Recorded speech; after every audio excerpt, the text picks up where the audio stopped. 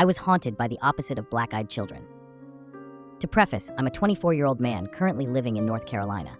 But from birth to around 13, I split my time between West Virginia, where my dad's family is from, and Ohio, where my mom's family lives. This story needs a little backstory to make sense. Now, you'd think living in Appalachia is where all the strange things started. Oddly enough, my earliest supernatural experiences actually happened in Ohio. I began speaking clearly and early as a kid. By 2, I could carry almost a full conversation, mostly because my parents never baby-talked me. So naturally, I began asking questions, some of them normal, annoying kid stuff, but others, even my parents had no real answers for. I'd ask, why can't I use a big boy cup, right after asking, why is there a blue ball floating in the corner of my room at night? Most of the time, my parents shrugged it off. You were just dreaming. And at that age, I didn't think to press harder. When I was around 3 or 4, we moved into a 2-story townhouse in Ohio. I was never really afraid of the dark, but something about that house was different.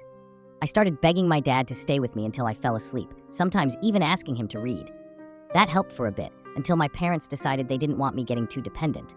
So, they got me a nightlight. The nightlight helped a little, but the real issue wasn't my room, it was the hallway I could see from my bunk bed. My bed was pushed up against the wall, with a window above my head. Across from me was a double-door closet. The rest of the room had my small, foldable chair bed and other toys. When I laid on my bed, I could turn left to see part of the window, but turning right meant seeing straight down the hallway. My parents' bedroom was just out of view, and that hallway became the center of my fear. I refused to keep my door closed because I constantly saw and heard things in that hallway. With the door shut, I felt trapped. Hearing but not seeing whatever was out there made me paranoid.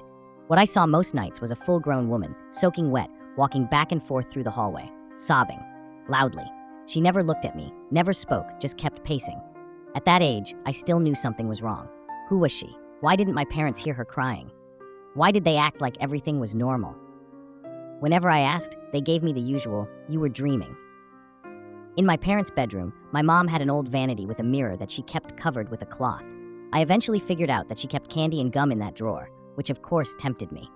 One day while she was sleeping, I tiptoed into their room and looked at the vanity mirror, and I swear I saw her, the soaking wet woman, just sitting inside the mirror, staring at me. I screamed, cried.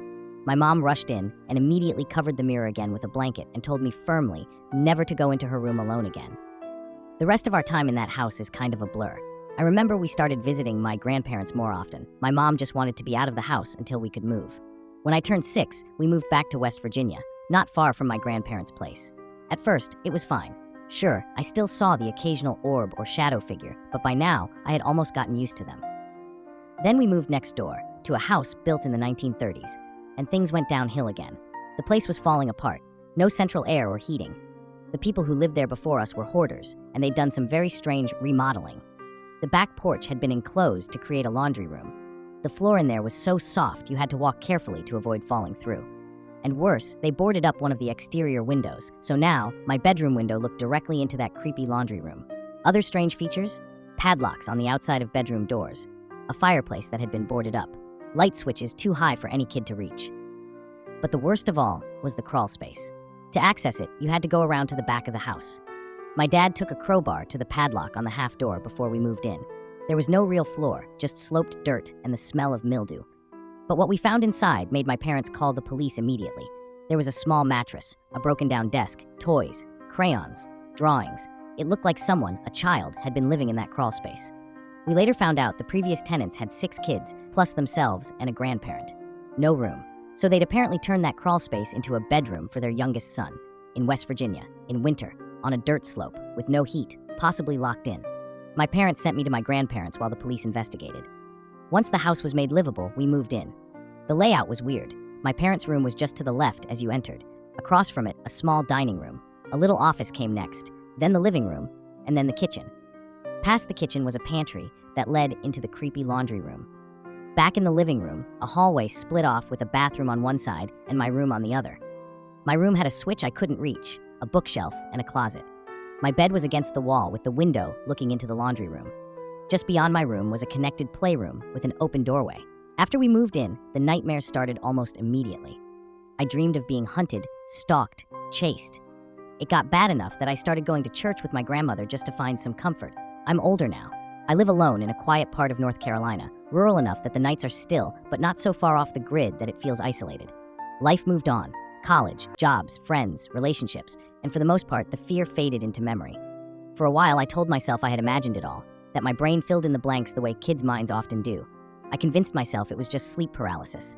Childhood trauma, nightmares twisted into ghost stories. But then last month, I got a call from my mom. She was cleaning out her attic, trying to downsize before moving. She found a few boxes labeled with my name, old toys, drawings, books I'd long forgotten. She asked if I wanted her to toss them. I told her to send them to me. The box arrived a week later. Nothing special at first, a little nostalgia, some laughs. I saw the old foldable chair bed from my first bedroom, a stuffed bear I hadn't seen in decades. Then, at the bottom of the box, wrapped in an old blanket, was something heavy, a mirror. Oval-shaped, framed in wood that looked warped and slightly singed. I didn't recognize it. It definitely wasn't mine. And the moment I touched it, something in me sank.